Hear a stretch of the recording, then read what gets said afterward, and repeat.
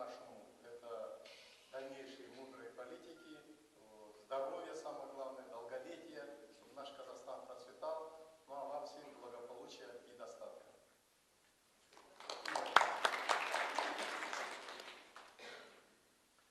Сегодня тема нашей конференции.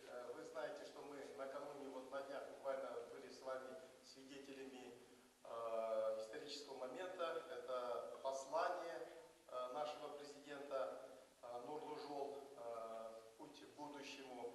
И в этой связи вот сегодня наша тема конференции, программа Нурлужол «Путь к Мәңгілік ел». В зале присутствуют приглашены руководители областных этнокультурных объединений, присутствует молодежь наша, студенческая молодежь, молодежь этнокультурных объединений, присутствуют преподаватели, научный мир наших вузов, присутствуют также учителя истории, обществоведения, общеобразовательных наших школ, учащиеся школ. Поэтому позвольте работу нашей конференции объявить открытой. Нет возражений? Нет, принимается.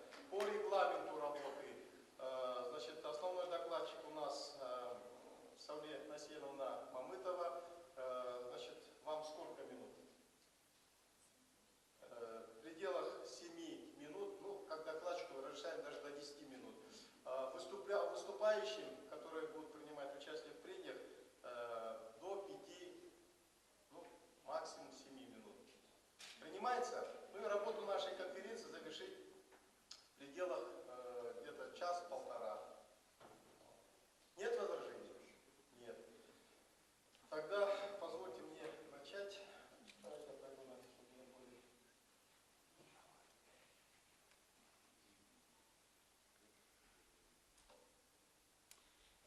Құрметті әріптестер, Қазақстан Республикасының президенті Нұрсұлтан Әбішұлы Назарбаев Қазақстан халқына арнаған өз жолдауында баршамыз елімізде этносаралық келісім мен тұрақтылықты бағалау мен сақтауға шақырды. Және бұл еліміздің болашағының кілті деп атап өтті. Бейбітшілік, келісім және бірлікті сақтау бүгінгі таңда ең басты мәселе. Бұны әрқайсымыз жақсы түсінеміз. Себебі барлығымыздың топтастыратып, елімізді тұрақты және бәсекеге қабілетті ететін күш. Елбасы жария еткен нұрлы жол, болашаққа бастар жол, жаңа экономикалық саясатты халқымыздың экономикасы мен өмірлік деңгейін жаңа тұрланып деңгейге көтеруге көмектеседі. Уважаемые коллеги, 11 ноября 2014 года президент Казахстана Нурсултан Абишевич Назарбаев выступил с посланием народу Казахстана «Нурлы жол. Путь в будущее», в котором обозначил новую экономическую политику. Данное послание также было обсуждено и с руководителями областных этнокультурных объединений, где члены нашей ассамблеи народа Казахстана, в целом представители этнокультурных объединений поддержали послание, и даже в составе пропагандистской группы мне пришлось выезжать в Астугайский район, и где мы доводили основные положения послания до населения сельских округов района. Выдвижение новой экономической политики закономерно и объективно обосновано последовательностью политического курса нашего лидера, президента Казахстана Елбасы Нурсултана Абишевича Назарбаева на построение стабильного и процветающего Казахстана, создание общества благоденствия на основе сильного государства, развитой экономики и возможностей всеобщего труда. Это наша гарантия завоеванного признанного успеха, защита социальной стабильности, сложившиеся заботы независимости государства, а также поддержка деловой активности населения в сферах деятельности. Нурлы жол, болашақтың жолы – это наш конкретный шаг на пути в число 30 самых развитых стран мира. Глава государства особо отметил, чтобы пройти глобальный экзамен на зрелость, мы должны быть сплоченными, крепить доверие между всеми казахстанцами. Народ Казахстана должен беречь единство и межэтническое согласие. Объявленная президентом страны новая экономическая политика Казахстана «Нурлы жол» – это эффективный, оперативный и конструктивный путь, который поможет преодолеть непростые времена и стимулировать рост нашей экономики. В своем послании президент страны отметил, что экономика развивается в тех странах, где его стабильность, мир и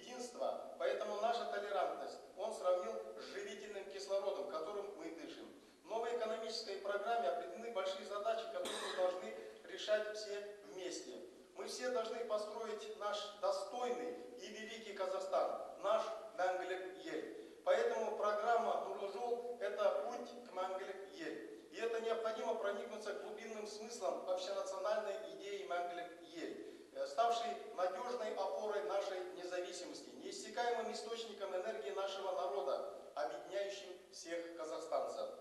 Главные ценности национальной идеи Менгеле-Ель – это фундамент будущей нашей страны, высказанный президентом страны в своем послании народу Казахстана. Казахстанский путь 2050 – единая цель, единые интересы, единое будущее. Во-первых, это независимость Казахстана и Астана. Вы знаете, что в своем послании в разделе, касающийся Астаны, глава государства особо отметил, что на сегодня Астана станет центром вот именно мирового такого общественного согласия, где будет также проходить большие такие важные мероприятия не только нашего государственного масштаба, но и мирового. Это Экспо, вы знаете, 2017, где Астана, особенно аэропорт, где он отметился, будут выделяться денежные средства с национального фонда на его модернизацию, на его реконструкцию. На сегодня пропускаемый такой пассажиропоток составляет где-то 3,5 миллиона человек, а довести его к 2017 году уже до 7,5 миллионов человек. То есть, соответственно, за счет тех проводимых работ. Во-первых, во-вторых, национальное единство, мир и согласие в нашем обществе. Это раздел больше касается работы Ассамблеи народа Казахстана, работы этнокультурных объединений. И вы все знаете, что следующий год Ассамблеи будет праздноваться 20-летие образования Ассамблеи народа Казахстана. В этом зале присутствуют уважаемые наши люди, те люди, которые в свое время отдавали всю свою энергию, все свои силы, все свои знания во имя того, чтобы этнокультурные объединения создавались и далее развивались. Цель этнокультурных объединений была это не только возрождать культуру, язык, традиции, обычаи, но на сегодня уже задача перед центрами стоит уже дальнейшее его развитие. Поэтому надо должно отдать нашим руководителям центра. Здесь вот присутствует Махмудов Джафар Джафарович, это руководитель Азербайджанского этнокультурного объединения, Галиев Минир Хамитович, это руководитель Татаро-Башкирского центра, Максимов Бахшаханна, это руководитель Лиги женщин-мусульманок, Петросяна Эльмира Бениковна, это руководитель Армянского этнокультурного объединения, Литневская Ольга Владимировна, это общество немцев Возрождения, Гулов Хусейн, это руководитель Таджикского этнокультурного объединения. Несмотря на то, что его центр всего в этом году будет праздновать год как создатель, но благодаря усилиям его организаторских способностей и людей, которые он сумел вокруг себя создать, сейчас центр далее развивается. И также присутствует Урусбаев Болотбек, это руководитель Кыргызского центра. Здесь присутствуют наши представители еврейского этнокультурного объединения, белорусское этнокультурное объединение. Здесь вот Василий Григорьевич Рад присутствует, ветеран труда, участник войны, да?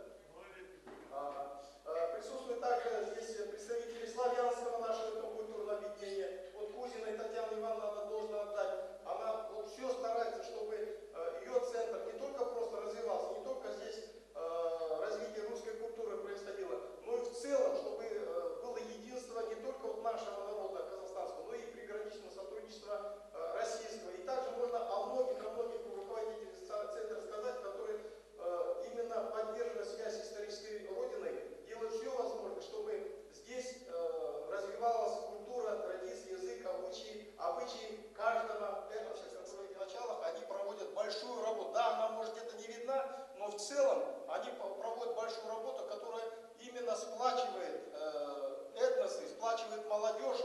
И не случайно вот мы находимся в Доме дружбы, это центре общественного согласия, где размещаются все наши этнокультурные объединения. И не случайно в своем выступлении на 21-й сессии Ассамблеи народа Казахстана глава государства отметил о том, чтобы вот именно такие дома дружбы, как вот у нас в Павлодаре, строились и в других областях. Вот где-то в следующем году, в год Ассамблеи, будет построено то ли 4, то ли 6 домов дружбы во многих областях нашего Казахстана. Это тоже достижение, это тоже успех Ассамблеи народа Казахстана. И не случайно Ассамблея народа Казахстана пропагандируется в других странах мира. Это как модель межнациональных, межэтнических и межконфессиональных отношений.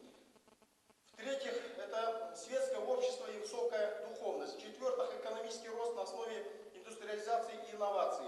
В-пятых, это общество всеобщего труда. В-шестых, общность истории, культуры и языка. В-седьмых, это национальная безопасность и глобальное участие нашей страны в решении общемировых и региональных проблем. Я не буду останавливаться, раскрывать каждый раздел, сейчас перечисленный. Я думаю, выступления своих участники конференции дополнят. В этих государствообразующих общенациональных ценностях заключается идейная основа нового казахстанского патриотизма.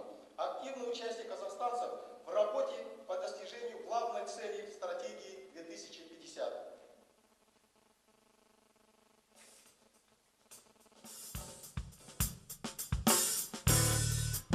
Ол атамекеніне деген сүйіспеншілік сезімі.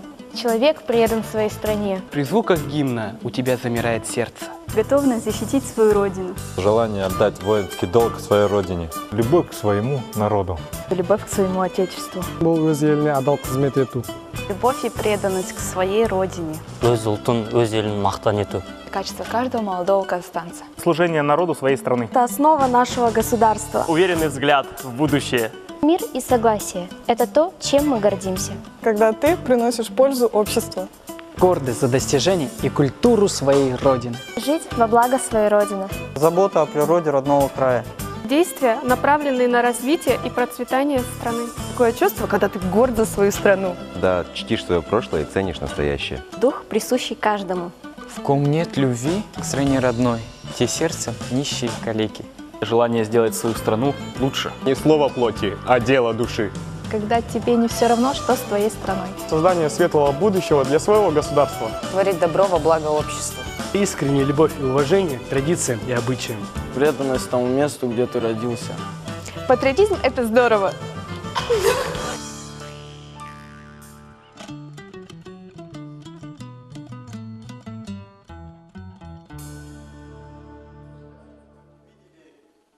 Сколько молодых людей высказывали, столько мнений в его понятии, как он понимает новый казахстанский патриотизм. Я хотел бы также еще сказать, что в структуре ассамблеи не только Координационный совет молодежных объединений, есть также и совет старейшин Аксахалдан Алтасы, который возглавляет наш уважаемый Мунир Хамидович Галеев. И также в структуре ассамблеи есть и научно-экспертная группа. Вот именно та структура, которая обеспечивает научное сопровождение деятельности нашей ассамблеи. 2015 год – особенный год для нашей истории. Это год Ассамблеи народа Казахстана, как я уже сказал. Это год возвышения нашей национальной истории. 550-летие основания казахского ханства, год 20-летия Конституции, год 70-летия Великой Победы. Это основные исторические вехи наших свершений, в основе которых лежит национальное единство, наследие, которое мы должны передать следующему поколению. Сегодня каждый казахстанец понимает и принимает основные идеи и послания и гордится нашим президентом, глубоко уважая его за мир и согласие в нашей стране. Наша конференция проходит, как я уже сказал, в преддверии Дня первого президента, что налагает на нас особую значимость и важность сегодняшней конференции.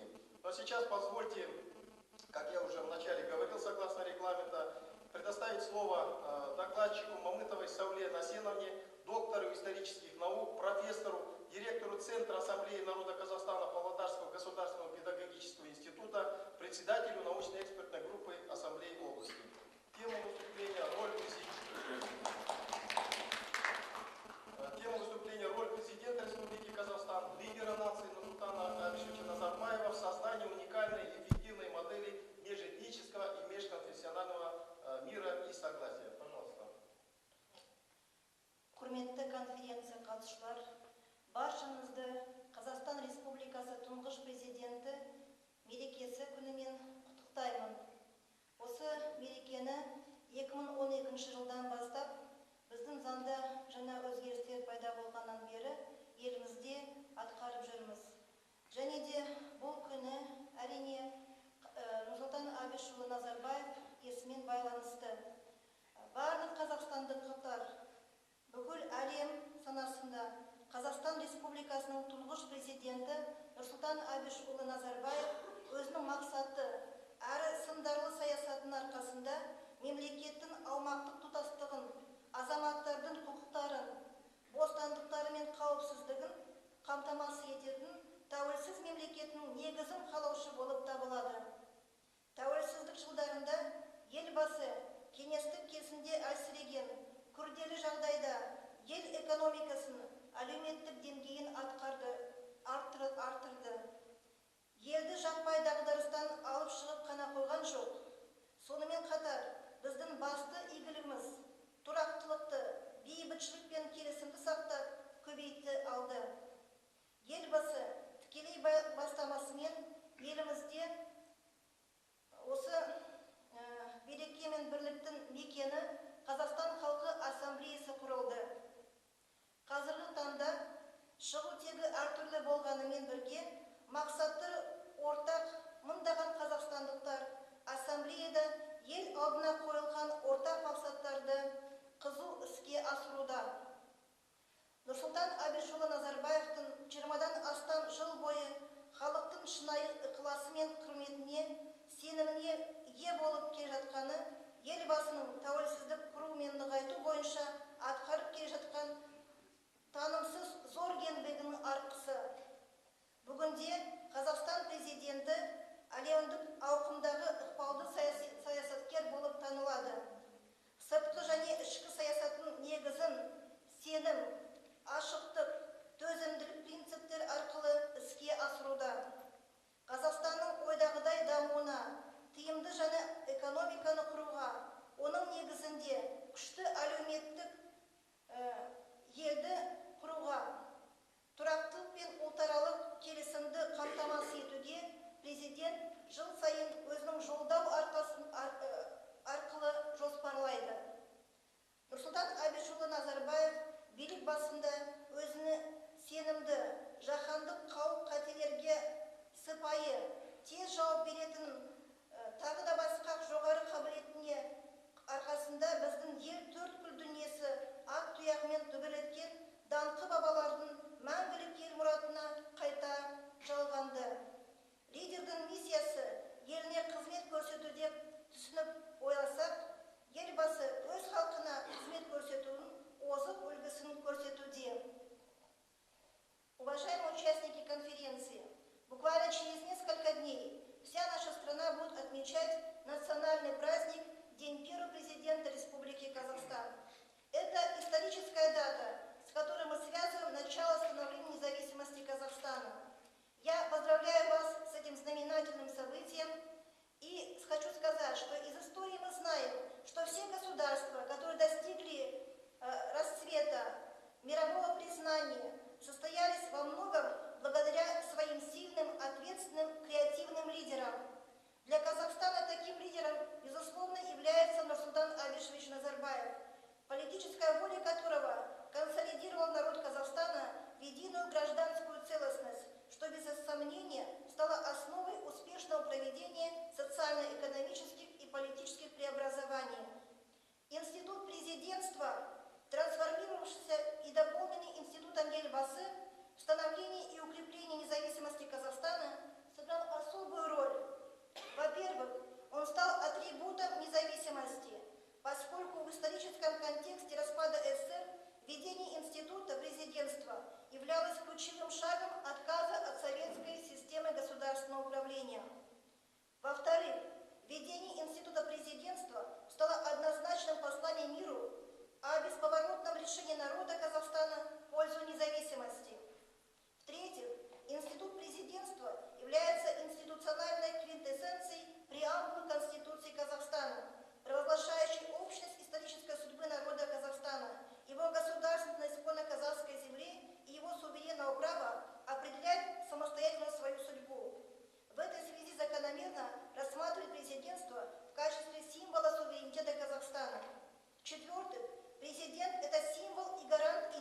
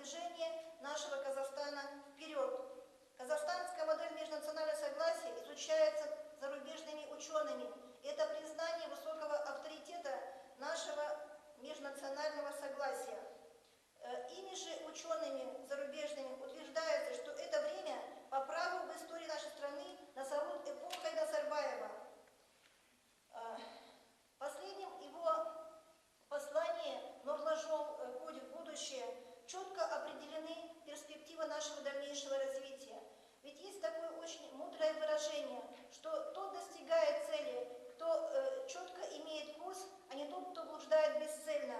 И вот эта программа четко определяет новые ориентиры. Эта программа воодушевляет вот теми возможностями, особенно для молодежи, которые создает государство.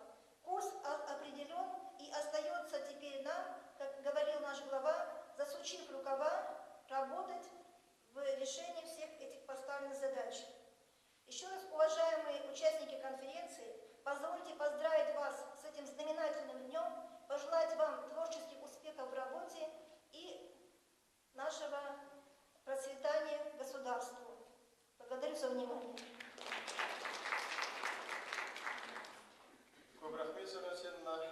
А сейчас, как мы уже с вами договаривались, переходим к прению.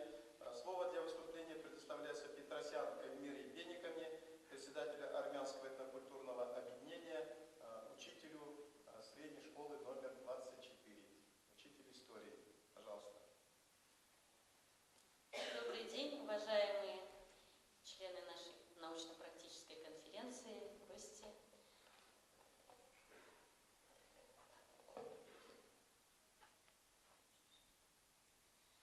Послание главы государства к народу «Нурлы жол путь в будущее» ставит перед нами новые задачи.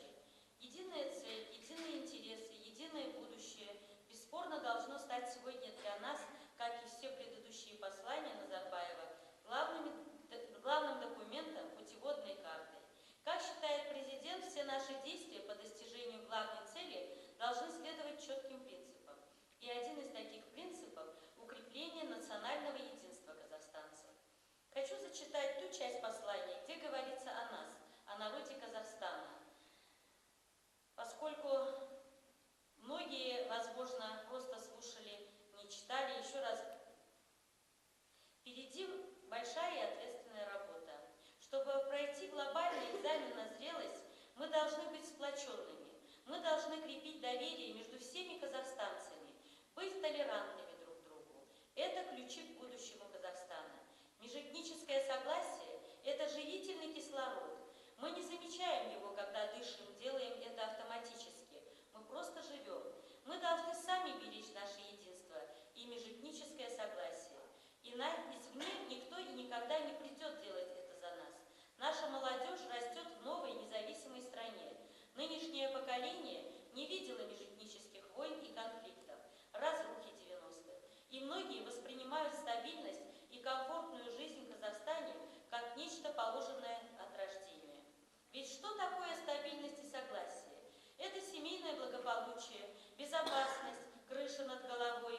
Мир – это радость отцовства и материнства, здоровье родителей и счастье наших детей.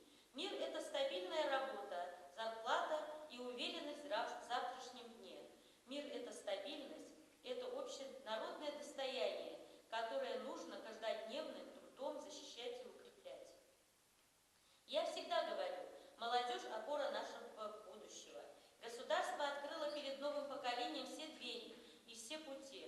Нурлы жол – вот где можно приложить усилия, развернуться нашей креативной, динамичной молодежи. Это заключительные практически пункты на последнего послания нашего президента. И когда я слушала, мне было настолько это близко и понятно, вот эти слова как будто доходили до самой глубины моего сердца, потому что это касалось, прежде всего, коснулось меня, когда я, будучи еще молодой, вынуждена была покинуть свою родину. Я потеряла свою родину. Живя в Азербайджане, сама армянка оказалась в центре конфликта, межнационального конфликта, которое провоцировано было, вы знаете, в то время не только между Арменией и Азербайджаном. И сейчас я, как, наверное, больше всех желаю, чтобы у нас в Казахстане был мир, согласие, проводилась политика, целенаправленная политика нашего президента по сохранению стабильности и мира. И я думаю, что озвученная главой государства национальная... И сегодня перед казахстанскими обществами стоит первоочередная задача – беречь наше единство, не допустить того, что сейчас происходит в некоторых регионах. Все вопросы можно решать мирным путем. Не зря мы повторяем вновь и вновь, что у нас одна страна, один народ, одна судьба. И никто не должен остаться в стороне от реализации программ, поставленных президентом страны в последнем послании, где важная роль отводится Ассамблее народа Казахстана. За годы, прошедшие с момента ее создания, Ассамблея народа Казахстана стала институтом нового типа народного представительства, который своим появлением ознаменовал создание инструмента прямой демократии, реализующего концепцию народного суверенитета. Ассамблея оказалась способной решить сложнейшую двуединую политическую задачу на почве общественного согласия обеспечить политическую целостность и единство народа, а также отобразить и интегрировать в себе все этническое, культурное, языковое, конфессиональное многообразие в формате национального единства. Конституционный статус Ассамблеи, ее встроенность в президентскую вертикаль, личная роль главы государства как председателя Ассамблеи свидетельствуют о наличии и непреклонности политической воли Елбасы, направленной на обеспечение единства народа. Гарантированное представительство Ассамблеи в высшем законодательном органе страны свидетельствует о ее политическом весе. Именно как не политического органа, представляющего общенациональные интересы казахстанцев. Более того, Ассамблея сумела стать инструментом межпартийного диалога и сотрудничества по вопросам общенационального значения. Межэтническое согласие прочно утвердилось в сознании народа как главная общественная ценность, а опыт деятельности Ассамблеи, политика мира и согласия Нурсултана Назарбаева позволили выработать внутренний иммунитет общества по отношению к политизации этнической темы, невосприятию экстремистской риторики. Сформирована прочная правовая основа национальной государственной идентичности. На новом этапе развития деятельность Ассамблеи наполнена новым смыслом, а ее задача – создать все необходимые социально-психологические, общественно благоприятные условия для реализации стратегии «Казахстан-2050». Кроме того, в этом направлении реализуется доктрина национального единства Казахстана «Ел-Бирлиги», одобренная главой государства. Озвученная главой государства национальная идея «Менглик-Ель» должна стать главной консолидирующей и объединяющей идеей, а также ведущей, созидающей силой в общественном сознании народа Казахстана. Сущность идеи Менглик-Ель заключается в фундаментальном осмыслении нашей страны, утверждении ее места в мировой истории. Речь идет об историческом создании нации, об утверждении ее коренных, идентифицирующих постулатов. Это философия нашего государства, это ценности и смысл существования Казахстана. Глава государства обозначил ряд незыблемых ценностей, которые воплощает в себе идея Менглик-Ель, и среди них независимость, национальное единство, общественное согласие, суверенитет и территориальная целостность нашей страны. Это священные понятия для каждого гражданина страны, независимо от этнической, религиозной и иной принадлежности. Это основа для будущего процветания страны и ее народа. Ассамблея с первых минут поддержала идею Менглик-Ель, которая касается всех вместе и каждого отдельного гражданина нашей страны. Никто из нас не должен остаться в стороне от задач послания главы государства. Для того, чтобы обеспечить эту всеохватность, Ассамблеей запущена масштабная республиканская акция «Дорожная карта мира и согласия», посвященная 20-летию со дня создания Ассамблеи народа Казахстана. Остается совсем немного до знаменательной даты – 20-летия Ассамблеи народа Казахстана. Мы должны достойно встретить эту дату, показать всему народу Казахстана, всему миру наш опыт, наши достижения в сфере национального единства и общественного согласия, роль лидера нации и его политической воли в этом вопросе. Нам предстоит большая работа. Потенциал Ассамблеи народа Казахстана позволяет ей полноценно участвовать в решении стратегических задач развития государства и общества. Ассамблея – это структура, которая нацелена на поиски того, что может послужить объединению народа, и за годы работы она успешно с этой задачей справлялась. Но для того, чтобы обеспечить государству стабильное и мирное будущее, нужно, чтобы знамя этой работы пригласила молодое поколение казахстанцев, которые присутствуют сегодня на нашей конференции.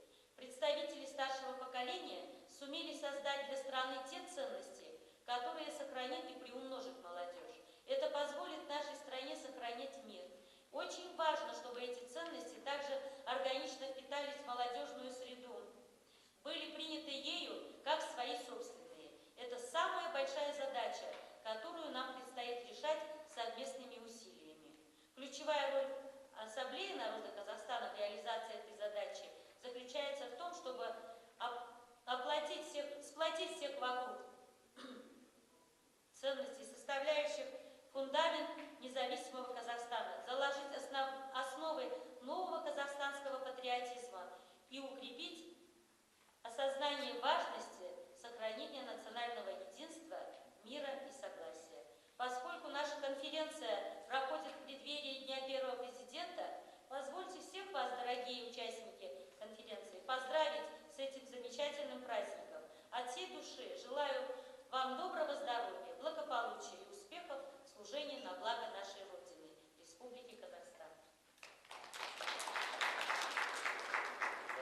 Людмила Бенниковна, кстати, вчера в новостях по областному телевидению вы, наверное, видели все, в 24-й школе совместно с руководством школы, молодежью и Координационным советом молодежных объединений Ассамблеи прошел молодежный форум, тем самым они уже начало положили той работе, которую предстоит проводить в 2015 году.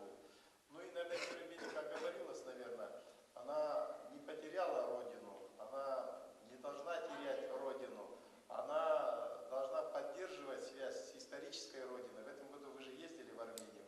Вот. А также вы обрели Родину, имя которой Казахстан, где всем этносам живется уютно.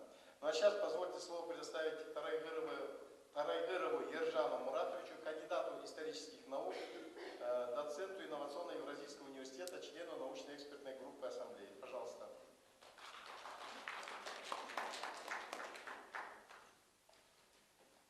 Здравствуйте, уважаемые участники конференции.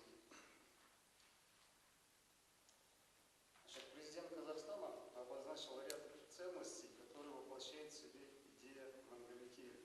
И среди их национальное единство поставлено на второе место после независимости.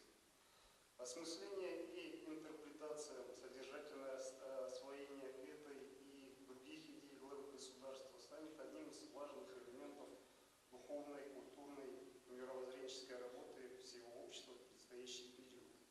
Мы все хотим видеть Казахстан сильным и преуспевающим государством.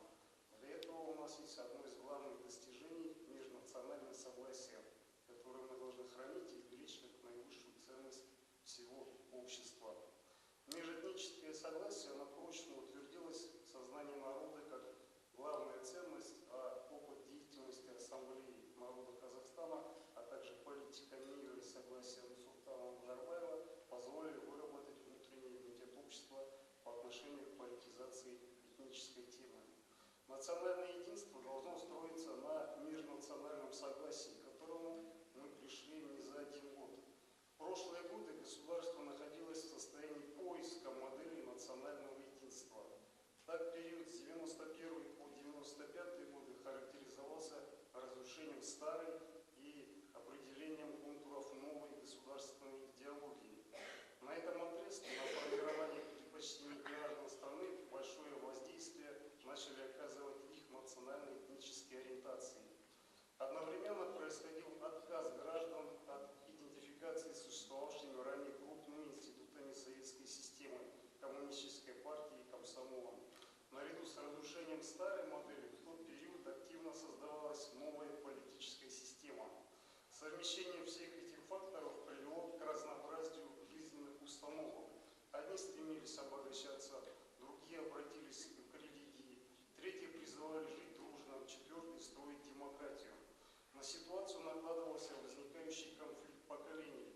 Люди старшего возраста с огромным внутренним сопротивлением воспринимали новые реалии. В таких условиях говорить о единстве народа было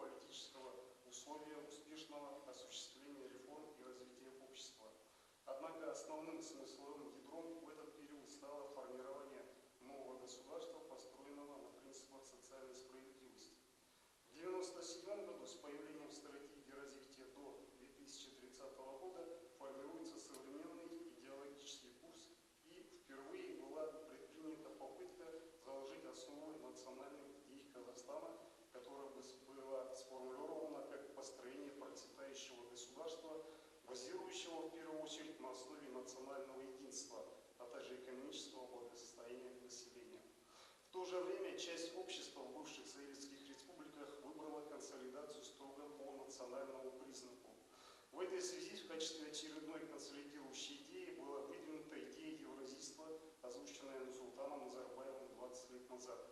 Концептуальной идеей выступало единство народов Евразии. Однако эксперты отмечают, что тогда политики СНГ еще не созрели для интеграции, и идея президента Казахстана пока в тот момент опережала естественный ход событий. В 2007 году с изменением экономических, политических, геостратегических трендов цель меняется. Становится задача провозгласить в качестве национальной идеи вхождение Республики Казахстан в число 50 наиболее конкурентоспособных стран мира. В новых политических условиях важным документом стала доктрина национального единства Казахстана, принятая в 2010 году. Принципы национального единства, выдвинутые в доктрине, также легли в основу формирования национальной идеи нашего государства. Эти принципы «одна страна, одна судьба», разное происхождение, равные возможности и развитие национального духа. Более масштабно эти цели были представлены в послании 2014 года «Казахстанский путь 2050». Центральным идеологическим зарядом послания стала национальная идея Мангулик-Ель, в основе которой лежат уже известные вам 7 ценностей. То есть часть ранее озвученных объединяющих идей получили новое развитие. Тем самым можно констатировать соблюдение преемственности идеологического курса Казахстана. В целом в стране накоплен богатый и уникальный опыт сохранения и укрепления единства мультикультурного, полиэтнического и поликонфессионального общества. И поэтому совсем неудивительно, что сегодня его начинают перенимать и бывшие советские республики, а также внимательно изучают государства, имеющие многовековой опыт функционирования демократических институтов. Все это в комплексе в значительной мере составляет модель многонационального казахстанского народа. Для выработки национальной идеи необходима была консолидация общества не по этническому принципу. Нация не должна пониматься как этнос. Мы не можем копировать опыт ни одной страны, исходя из специфики формирования населения. Казахстанская национальная идея должна учитывать и опираться на полиэтничность, не забывая при этом, что этничность продолжает играть важную роль. Время показало, что самый разумный путь – это совмещение интересов всех граждан страны, независимо от их этнической принадлежности. Переход страны к гражданскому состоянию общества, формирование в Казахстане единого народа становится таким образом ядром национальной идеи Мангулик-Ель. Спасибо за внимание. Рахмет, Ержан Муратова. А сейчас позвольте предоставить слово Биль Тамаре Юрьевне, магистру культурологии, кафедры философии и социально-гуманитарных дисциплин. Пожалуйста. Члену научно-экспертной группы Ассамблеи области. Здравствуйте, уважаемые участники конференции. Сегодня мы собрались по такому поводу, обсуждения нового пути, обозначенного президентом Нурлы-Жол. Это действительно вызвано необходимостью, потому что современный мир ставит массу проблем, и как мы сами наблюдаем из опыта своей бытовой жизни, что ухудшение международной ситуации, которая выходит за рамки здравого смысла, она ставит какие-то проблемы, соответственно, и в Казахстане, потому что Казахстан также начинает ощущать на себе последствия каких-то политических, экономических катаклизмов. И в значительной мере мы можем сказать, что мир находится в таком режиме конфронтации. И, соответственно, если мы говорим о вызовах современности, встают различные проблемы, вообще болезни мирового сообщества. Это такие, как разрыв между богатыми и бедными, опасная экологическая ситуация, дефицит пресной воды, хронический голод и другие различные проблемы, о которых вы все прекрасно знаете. И, как заявил президент, наш Елбасы, будущее видится нам в свете изменения общей архитектуры мира. Нас ждут глобальные испытания. И мы знаем, что не всем странам, наверное, удастся пройти данные испытания. И поэтому цель этого послания, чтобы Казахстан достойно вышел из нестабильности мировой ситуации.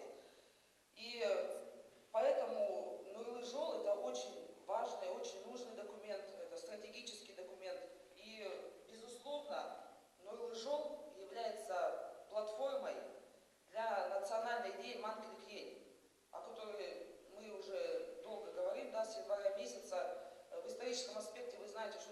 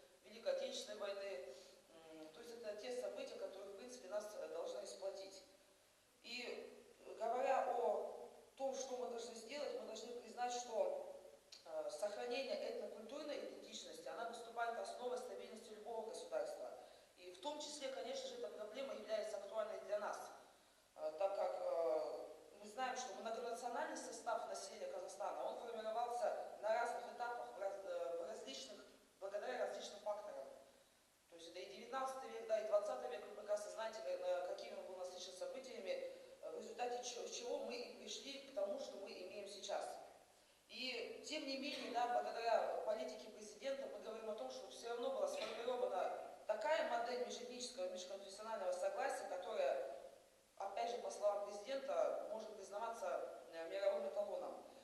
В контексте моей темы, да, вызовы современности и этническая идентичность, необходимо признать, что мировые процессы конца 20-го, начала 21 века, они связаны с достаточно противоречивыми процессами глобализациями, которые, безусловно, обострили проблему этнической идентичности. И мы приходим, то есть это наши исследователи отечественные, это мировые эксперты, да, они приходят к тому, что межэтнический и межконфессиональный диалог и мир, они являются необходимым стартовым условием для успешной консолидации общества. Но, безусловно, сохранение межэтнического согласия – это долгий, упорный труд всех слоев населения, всех структур общества. И это сопряжено с рядом теоретических и практических проблем. Ну, допустим, это в теоретическом плане сводится к чему эта проблема? Это разрешение противоречий между гражданским и этнокультурным пониманием нации, объединением гражданской и этнокультурной модели. И на этом фоне, на фоне ряда теоретических проблем, теоретического осмысления, идея Мангель-Кьель, она и становится тем фактором, тем синтезом казахской культуры, да, которая, безусловно, является гуманистической, да, полна нравственных, духовных ценностей и синтеза тех культур и народов, которые проживают на территории Казахстана. И говоря о важности этнической идентичности как результате самоопределения, мы должны признать, что этническая идентичность, она дает человеку чувство защищенности, она удовлетворяет потребность человека в коллективе.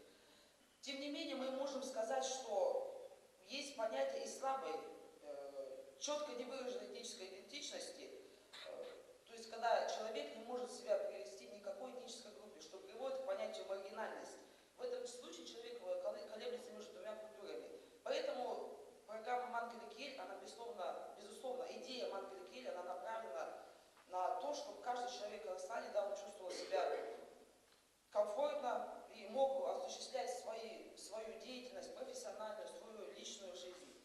И не новость, да, ни для кого, что и в свете, да, предыдущих выступлений, что проблемы, возникающие в межнациональной сфере, они имеют угрожающие последствия не только для страны, да, внутренних проблем, но и для взаимоотношений между странами. И поэтому, конечно, необходимо специфические, да, целенаправленные методы изучения корреляции взаимоотношений, имеющих культурологическую природу, потому что мы все же должны признать факт, что этническая идентичность – это достаточно противоречивый фактор. И Мангель-Кьель, она и будет способствовать решению этой проблемы и обеспечению благополучия каждого казахстанца. И поэтому в любом многонациональном государстве, каковым является и в том числе и Казахстан, межнациональные отношения всегда имеют, да, и будут иметь важнейшее значение. И тот факт, что мы собираемся по такому поводу обсуждения политики новой программы, да, «Новый жол», «Путь в будущее», это, конечно, мы все согласимся, будет иметь большое такое культурологическое стабилизирующее значение для будущих поколений. Так как, живя в поликультурном мире, мы прекрасно знаем, что человек монокультурный не сможет приспособиться к обществу. И в любом случае вся деятельность, в том числе Ассамблеи народов Казахстана, да, всех уважаемых людей, которые здесь собрались, да, представители центра, поэтому каждый из вас вносит свой неоценимый вклад в том, чтобы каждый гражданин Казахстана формировался именно как поликультурная личность. При сохранении, да, уважения к титульному этносу, уважения друг к другу. И каждый гражданин Казахстана, безусловно, должен быть компетентен, должен знать, да, программу «Новый жол», о том,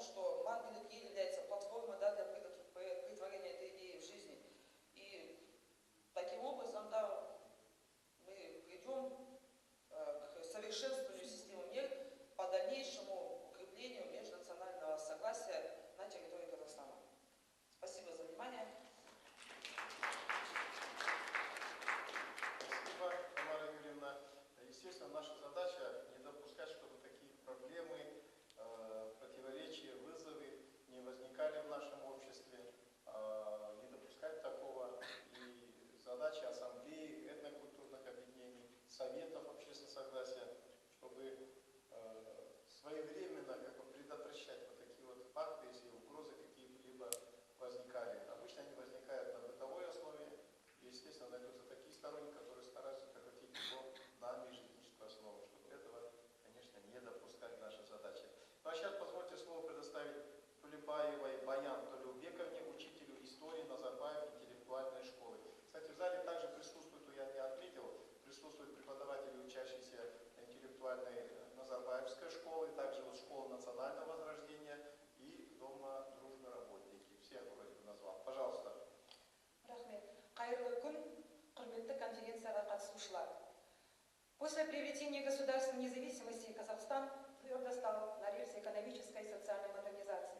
Исторический путь и особенности современного этапа развития любого государства в меняющемся мире определяется не только его экономическими и политическим состоянием, но и уровнем материальной и духовной культуры. Культура является одним из фундаментальных аспектов процесса становления и укрепления государственной независимости, подлинного суверенитета, самобытности народа, обращение к истокам национальной культуры, веление времени. Народ, не знающий, не понимающий самого себя, не поймет и своего соседа, не станет ему интересным. Мы долгое время жили в духовном вакууме, оторваны от своих национальных корней. Именно во взаимодействии друг с другом народы Казахстана познают систему человеческих ценностей, политической демократии, правовой и социальной справедливости, художественных богатств, глубоких религиозных ценностей, высоких нравственных идеалов, достижений науки. При всех различиях национальностей, политических пристрастиях, граждане Казахстана единого мнения, что духовность, нравственность, культура, уважение к законам – это основа очищения и преображения общества. Терпимость, взаимопонимание и взаимоуважение, поиск компромиссов, мир и согласие – основные идеи, утверждающего как мировоззренческие идеалы, так и нормы повседневной жизни казахстанского общества. Одним из важнейших достижений республики за годы, пришедшие с момента независимости, обретения независимости, является построение модели межэтнического межконфессионального согласия. Обратимся к основным вехам Казахстана на пути построения модели межнационального согласия. В 1995 году по инициативе президента Республики Казахстан Нурсултана Абишевича Назарбаева была создана Ассамблея народа Казахстана. На третьей сессии Ассамблеи народа Казахстана была поддержана идея президента страны, направленная на развитие демократических процессов во всех сферах общественной жизни, в том числе и в области межэтнического, межконфессионального диалога. На пятой сессии Нурсултан Абишевич Назарбаев сформулировал ключевые положения национальной политики государства, определил ее составляющие и приоритеты. Седьмая сессия стала временем актуализации темы казахстанского патриотизма. Десятая сессия подвела итог создания казахстанской модели межнационального согласия. Для политического и унитарного по своему устройству Казахстана внутриполитическая стабильность и общественное согласие стали главными ценностями эпохи независимости, условиями проведения социально-экономических и политических реформ.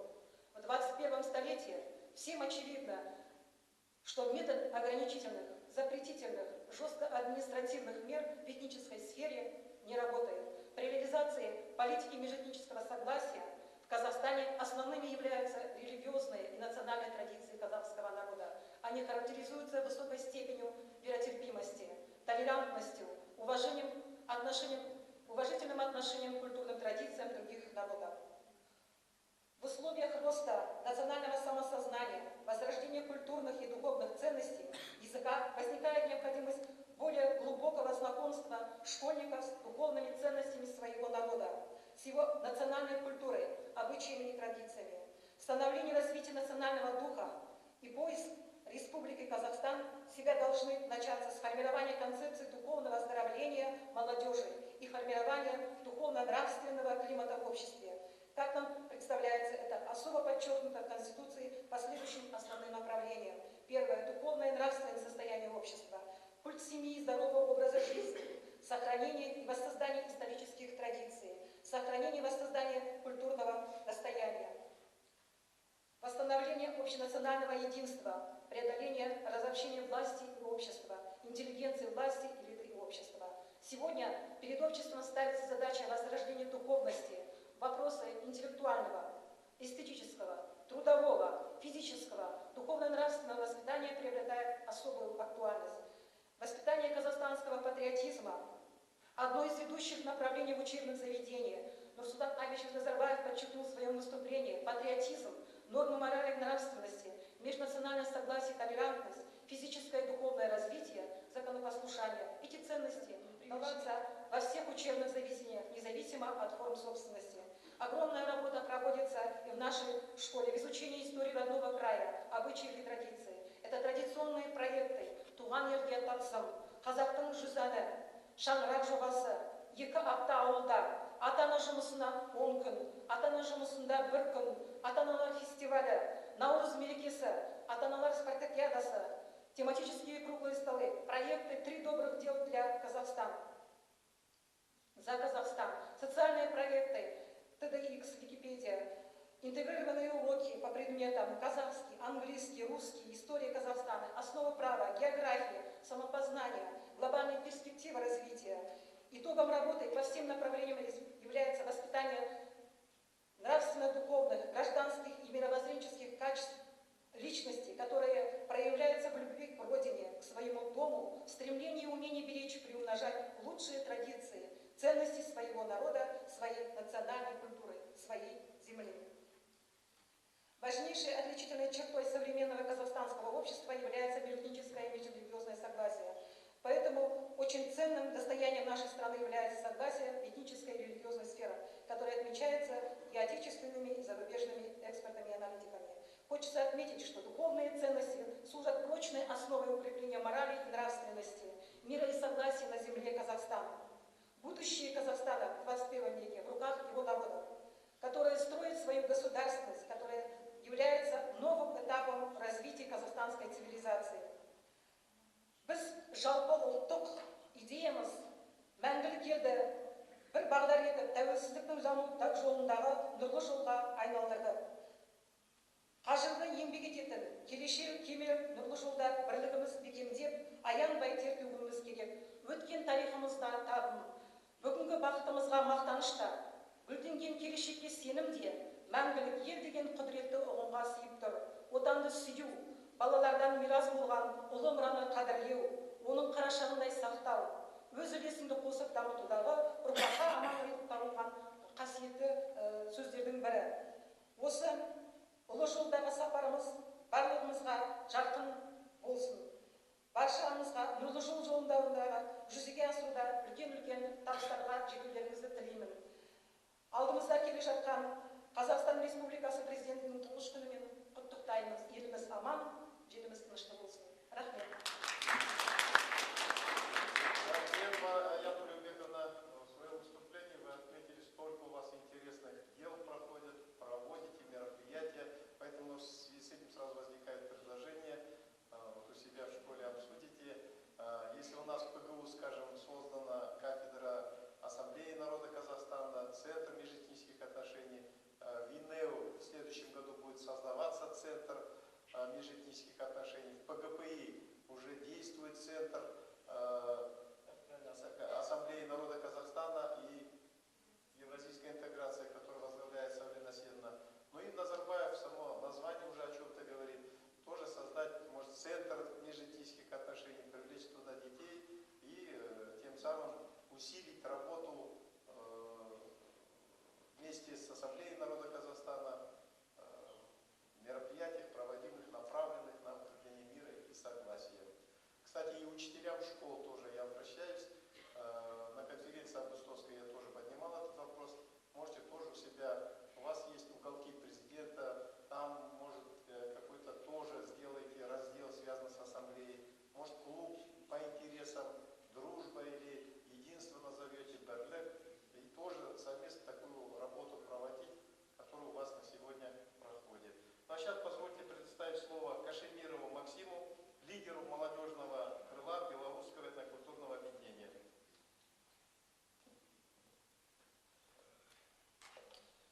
Қайырлы күн, құрметті қонақтар, қадірлі достар. Қазақстан бұл бейбітшілік пен келісімде ынтымағы ойған 130 этностар мекені. Сан алуан халықтар болсақ та тілегіміз бір. Демек, мемлекет күші бірлікте. Мен белоруспын, Қазақстанда тұрамын. ата-бабалардың өсиетінен нәр алып келемін. Мені көрінбейтін бір жіп байланыстыратын сияқты.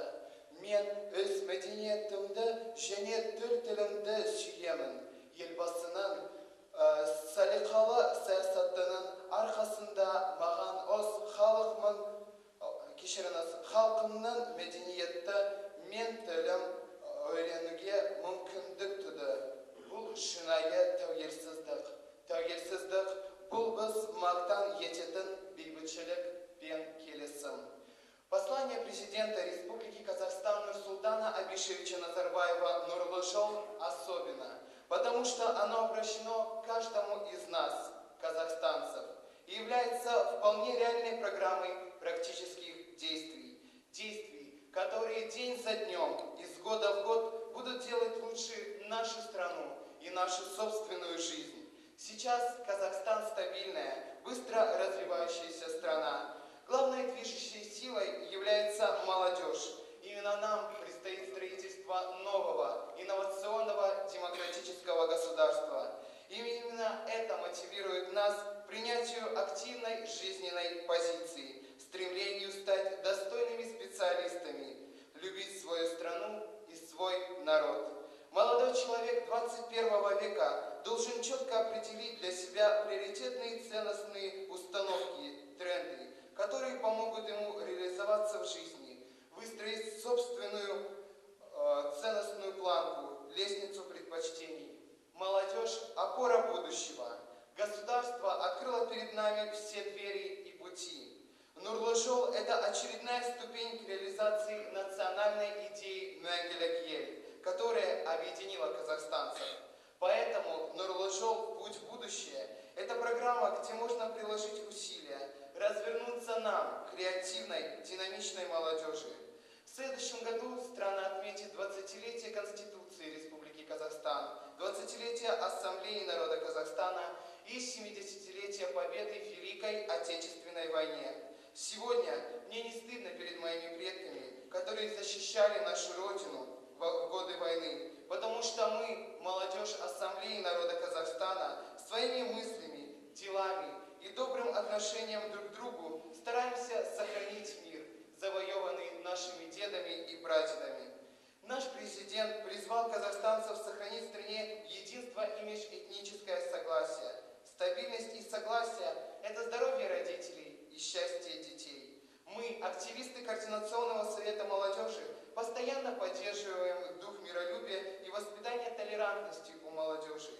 Мир, терпимость, уважение к старшим и почитание традиций – это самые главные качества молодого казахстанца, которые мы должны воспитать сами в себе. Назар Аударназхар Ахмед.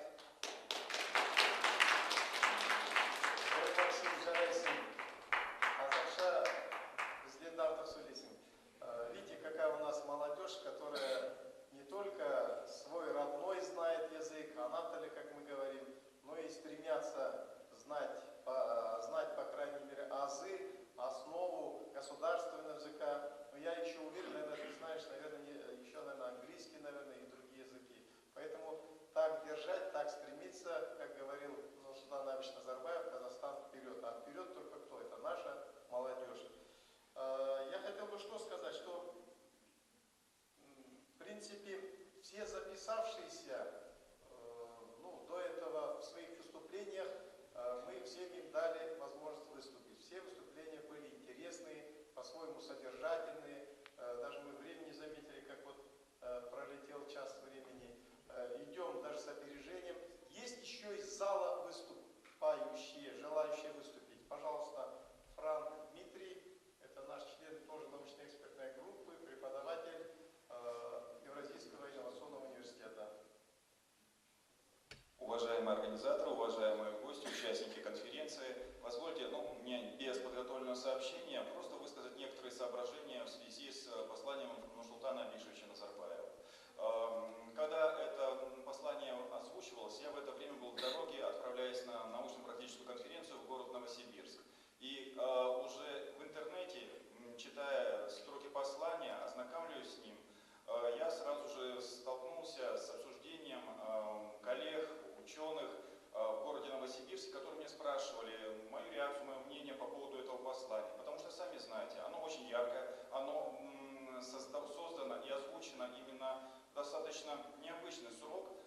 ранее, чем другие предыдущие послания. И многие, кстати, политологи зарубежья, в том числе российские наши эксперты, коллеги, считают, что это достаточно очень умный, тактически выверенный ход, когда обозначены реалии будущего в тот период, когда народ, конечно, взволнован, и экономическая какая-то неустроенность, и кризисные вот эти различные моменты, зарубежье, взаимодействие с нашими партнерами, это все, конечно, накладывало определенный отпечаток. Поэтому послание своевременно и послание действительно очень значимое, направленное на уже будущее, когда Казахстан должен войти в 30-ку.